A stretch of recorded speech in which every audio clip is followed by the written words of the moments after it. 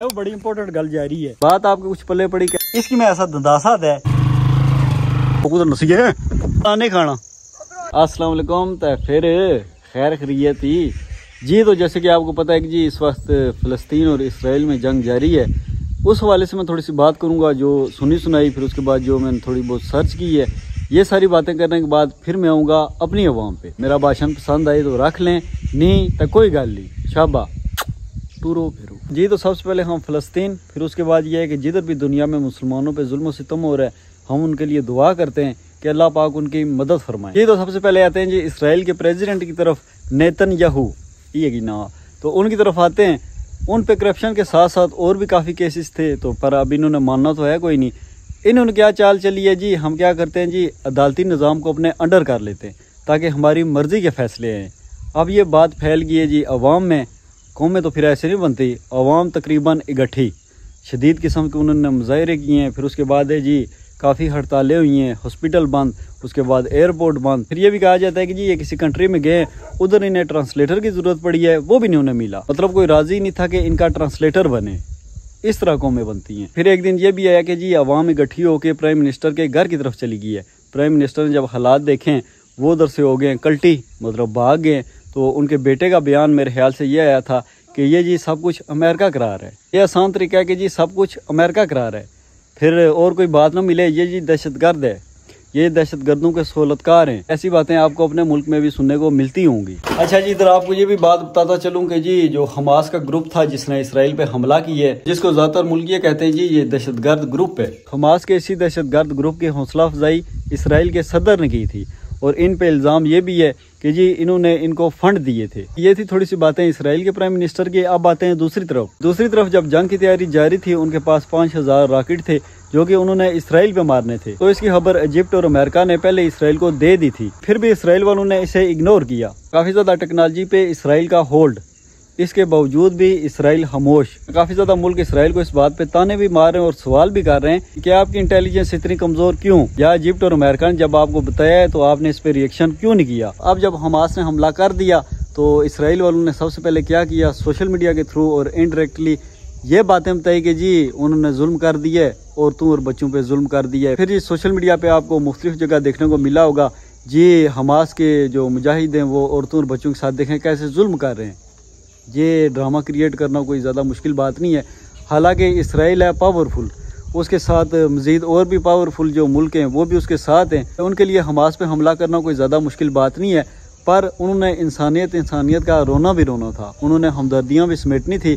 अब आपके सामने है कि जी उन्होंने जब रिएक्शन किया है वो लगातार हमले कर रहे हैं। फिर गाज़ा में जी बिजली भी नहीं है, पानी भी नहीं है, फिर उसके बाद ये मेडिसिन की सप्लाई बंद, फ्यूल भी ख़त्म। फिर जो गाज़ा है उसमें ज़्यादातर तादाद औरतों और बच्चों की है, खून में लिपटी लाशें आपने देखी होंगी। फिर भी इंसानियत का दर्स कौन देता है, इसराइल।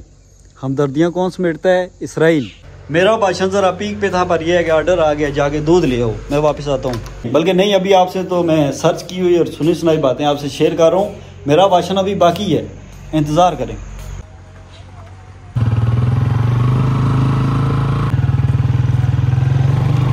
लाइव विच आके शाबर फट गया। फिर यह है कि अभी इधर खड़ा हूँ तो इनकी गिची दबाई है हूँ जुलिया कार कसी ले। हाँ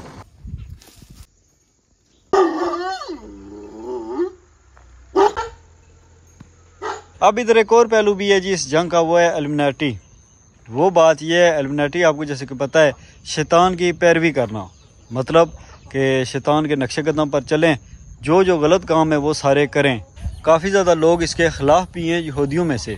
तो ये कि जैसे आप देख लें अभी जो जंग चल रही है इसमें जो इसराइल के लोग हैं वो इस चीज़ के ख़िलाफ़ हैं कि जी ऐसे खून खराबा नहीं होना चाहिए। और जो इस इल्यूमिनाटी के मानने वाले हैं, जो इसके नक्शे कदम पर चलते हैं, उनका ये कहना है कि जी आप 2 कदम बेशक चलें, तबाही मचाएं, अगर हालात ज़्यादा ख़राब हो जाएं तो 1 कदम पीछे हट जाएं, आपका 1 कदम कामयाब। पर मैं आपको जो इस जंग का पहलू बता रहा हूँ वो ये बता रहा हूँ कि जी सियासतदानों की चलाकियाँ और मासूम अवाम के कैसे सियासतदान अपने एक पाव गोश्त के लिए पूरा जानवर ज़बह कर देते हैं। मैं सिर्फ आपको ये पहलू समझाने की कोशिश कर रहा हूँ। बाकी ये है कि इसमें जो इल्यूमिनाटी वाला है ये जी शैतानी ताकतों की पैरवी करें, उनका कहना माने। उनका कहना ये कि जी जो भी गलत काम है आप करते जाएं, अगर उसमें कोई मसला पेश आ जाए तो आप 1 कदम पीछे हट जाएं। 2 कदम अगर आप चलें तो 1 कदम पीछे हट जाएं, 1 कदम आप कामयाब। अब दोबारा आते हैं जी अपने भाषण की तरफ, मतलब जो मैं आपसे शेयर करना चाहता हूँ। बात आपके कुछ पल्ले पड़ी कैसे इसराइल के जो सदर थे उन पर करप्शन के अलावा और भी काफ़ी केस थे। उन्होंने अदालती निज़ाम को कंट्रोल करने की कोशिश की है, अवाम उनके खिलाफ सड़कों पे आ गई है। उसके साथ साथ मतलब उन पे ये भी इल्ज़ाम थे कि जी उन्होंने जो हमास का, जिसे दहशतगर्द तंजीम कहते थे कि जी वो दहशतगर्द तंजीम है, उनकी हौसला अफजाई भी की है, उनको फिर यह है कि फ़ंड्स भी दिए हैं। फिर जब उन्होंने हमला किया है, हमले से पहले ये इजिप्ट और अमेरिका वालों ने बताया हुआ था, पर इन्होंने कोई रिएक्शन नहीं किया। फिर इन पे हमला हुआ है, इन्होंने रोना धोना थोड़ा सा किया है, वैसे ही अवाम के सामने रोना धोना करके अवाम से हमदर्दियाँ समेटने के लिए रोना धोना करने के बाद इन्होंने हमला किया है। अब यह है कि हमले इतने ज़्यादा हो गए, मुसलमानों का काफ़ी नुकसान हो रहा है। अब बात की जाए अवाम की, अवाम पहले भी इसराइल की बात करते हैं कि इसराइल की अवाम पहले भी अपने जो प्राइम मिनिस्टर हैं उनके खिलाफ थी कि ये अदालती निज़ाम को अपने अंडर करने की जो कोशिश कर रहे हैं, ये बात गलत है। अब जब जंग लगी है, उनका यह है कि मज़ीद उनके खिलाफ हो गई है, उनकी जो अवाम सपोर्ट कर रही थी उसमें काफ़ी कमी आई है।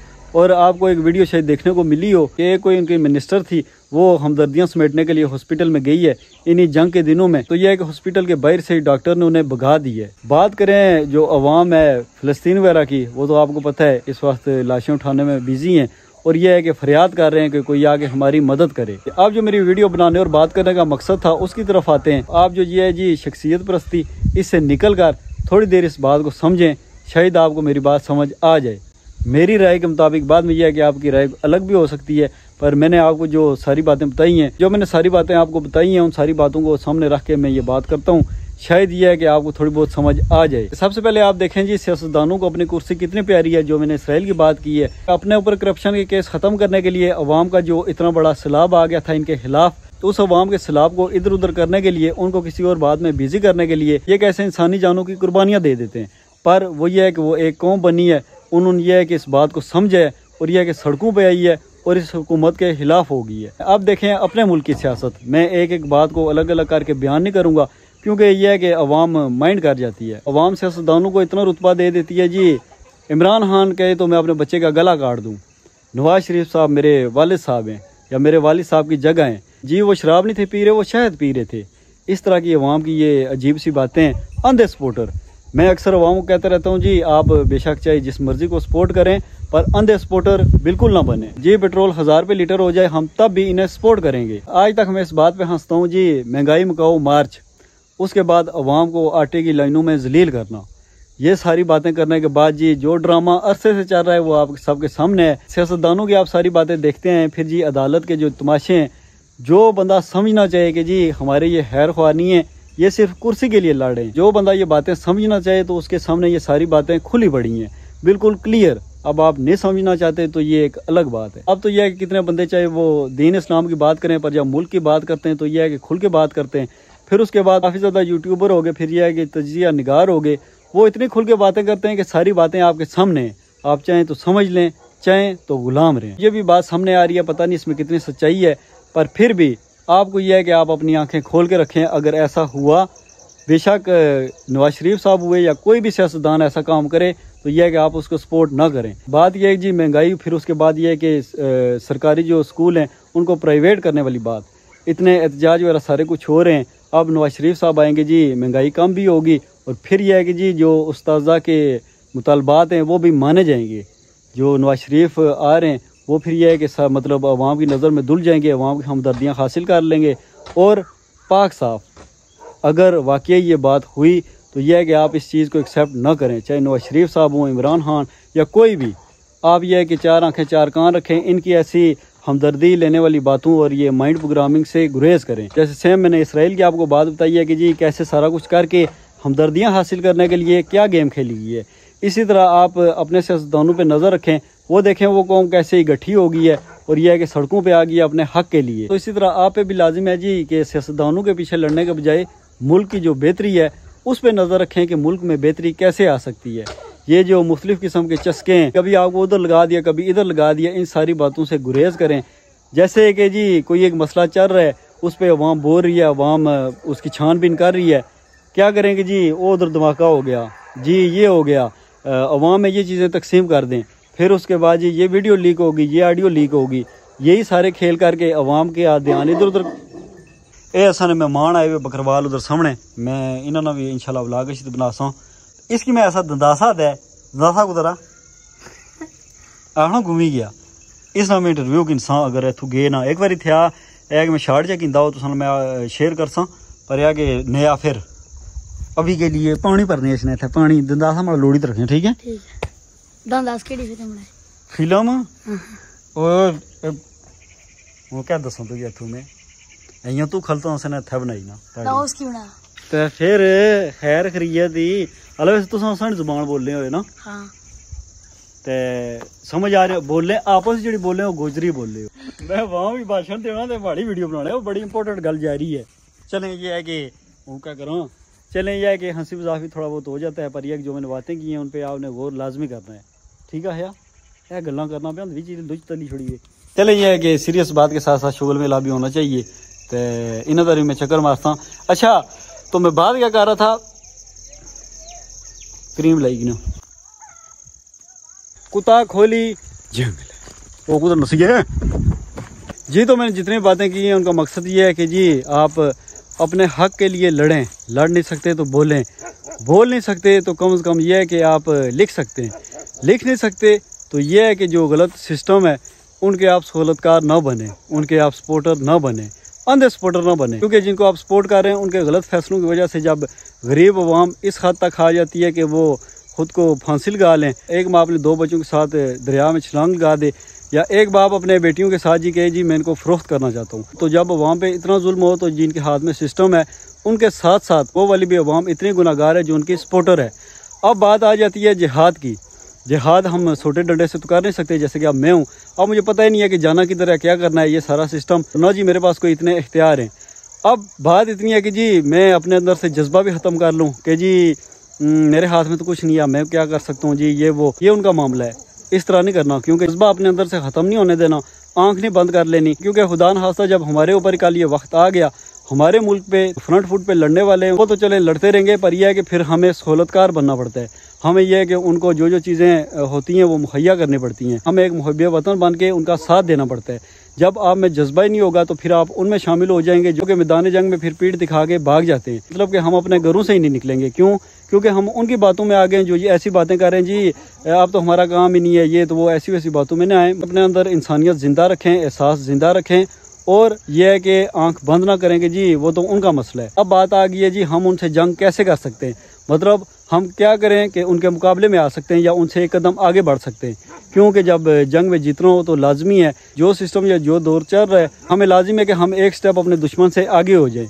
अब टेक्नोलॉजी में ये तो नहीं है कि जी हम बटन दबाएंगे सारी चीज़ें उनसे आगे हो जाएंगी, हम उनसे बेहतर हो जाएंगे, ऐसा नहीं है। अब हम 95 लोगों में ये गलती है हम अपने बच्चों को पढ़ाते हैं, हमें भी जैसे पढ़ाया गया है, पढ़ा के क्या कहते हैं जी आपने नौकरी करनी है पैसा कमाना है। जब आप सिर्फ डिग्री लेते हैं नौकरी के लिए तो फिर गुलाम ही पैदा होते हैं। मुझे और आपको ये सोचना चाहिए प्रैक्टिकली, स्टेटस में नहीं, प्रैक्टिकली हमें इस चीज़ पे कोशिश करनी चाहिए कि हम अपने आने वाली नस्लों को पढ़ाएं या किसी को मशवरा दें। नहीं खाना नहीं खाना नाल बकरियां भी बस फिर जाओ कि नहीं आना अल्लाह डरी दरख्त आप चढ़े हैं मैं हाँ बूझो और क्या बोल लौटना है। ठीक है निकली के छो तो दरख्त जुड़िया मैं हाँ लकड़ियां बनना पाया ये वीडियो स्कूल बना देने मैं एक मोशन भी होना एक मतलब जज्बे नाल तुसां गल करना होता है रोले हम पे फिर ये लाजिम है कि हम अपने आने वाली नस्लों को ऐसे तैयार करें कि उन्हें बताएं कि आपने कैसे काम करना है और यह है कि पढ़ने के साथ साथ उस पर अमल भी करना है। आपने नए नए एक्सपीरियंस करने हैं, आपने नई इजाद करनी है, उनके माइंड को क्रिएटिव बनाना है। ये नहीं कि पढ़ लिया सुबह ऑफिस जाएं शाम को वापस आ जाएं फिर कुछ अर्से के बाद पैसे जमा कर लिए शादी कर ली प्लाट वगैरह खरीद लिए ये सारा कुछ करते हैं मार गए। फिर यह है कि जब हमें शऊर पैदा होगा जो मुख्तलिफ किस्म की माइंड प्रोग्रामिंग है, मुख्तलिफ किस्म के ये जो हमारे ऊपर बैठे हुए इनके जाल हैं, हम इनके जाल में नहीं आएंगे। अब मैं आपके साथ एक बात शेयर करता हूँ, आपको शायद बेहतर तरीके से समझ आए। मेरी एक काफ़ी अर्सा पहले एक बंदे से बात हुई थी, मैंने उसकी बात सुनी थी। बात ये थी कि जी वो बंदा रोबोटिक सिस्टम है पता नहीं बना लेता था या उसमें उसका जो सिस्टम है उसमें एक्सपर्ट था। वो किसी जगह नौकरी करने के लिए गया, उसे तनख्वाह 3.5 लाख रुपया मिली। उससे काम सिर्फ इतना लिया गया जी आप कंप्यूटर पे बैठ जाएं और यह है कि जी आप पता नहीं पर्चियाँ काटते रहें, कुछ इस तरह की बात थी। मतलब उसका काम कुछ और था और उसे काम कुछ और दिया गया। अब यह है कि उसे तनख्वाह तो मिलती रही पर जो उसकी सलाहियत थी वो ज़ीरो। उसका कहना था कि जी मुझे पैसे मिलते रहे और मुझे काम भी नहीं करना पड़ा, मैं हो गया हूँ निकम्मा। जो चीज़ थी जिसमें मैं मज़ीद पॉलिश हो सकता था, उसका मुझे मौका ही नहीं मिला। अब मुझे करना पड़ा है वो काम। अगर उस सारे सिस्टम से हट के मैं अगर अपना अलग काम शुरू कर लेता, तो जब मैं कोई नई ईजाद करता तो मुझ पे यही इल्ज़ाम लगने थे, ये दहशतगर्द है, ये दहशतगर्दों का सहूलतकार है, ये जो हौदी एजेंट है, ये कादियानी है। तो फिर मैंने बेहतर यही समझा कि कंप्यूटर पे थोड़ी देर बैठें और 3.5 लाख रुपया अकाउंट में। तो आज आके मेरी इतनी मगजमारी और सारी बात का मकसद ये है कि आप किसी के सपोर्टर बने पर अंधे सपोर्टर ना बने। और यह है कि अपनी नाव को तस्कीन देने के लिए आपस में मत लड़ें, और यह है कि अपने बच्चों को शऊर दें, अपने मुल्क की खातिर, अपनी खातिर और अपनी आने वाली नस्लों की खातिर। ठीक है जी, अब टाइम होने लगा है मगरिब का, मैं आपसे चाहूँगा इजाज़त। ये मेरे जहन में थोड़ी सी बातें थी, मैंने सोचा आप दोस्तों के साथ शेयर कर दूं। मेरी सिर्फ बात का मकसद ये था कि जो मेरे पास बातें मैं आपके साथ शेयर करूं, ताकि आपको बताने के साथ साथ मेरे अंदर भी अब या आने वाले वक्त में ये बातें मेरे अंदर भी पक्की होती रहें। तो अगर मेरी बात किसी को कोई बुरी लगी है तो माजरत, क्योंकि मेरा मकसद आप पे बिला वजह भाषण झाड़ना नहीं था। मेरा मकसद था जी, जो बातें एक मुझे ठीक लगी हैं मैं आप दोस्तों के साथ शेयर करूं। ठीक है जी, आपके साथ मिलते हैं नेक्स्ट किसी सटीक टॉपिक, गपशप या नए भाषण के साथ। आप मुझे अपनी दुआ में याद रखें, मैं आपको अपनी दुआ में याद रखूंगा। अल्लाह हाफिज। दिहाड़ी वीडियो शुरू की थी तो अच्छी उड़ मुकी, काम इन पीछा छोड़ने। एक बार फिर अल्लाह हाफिज।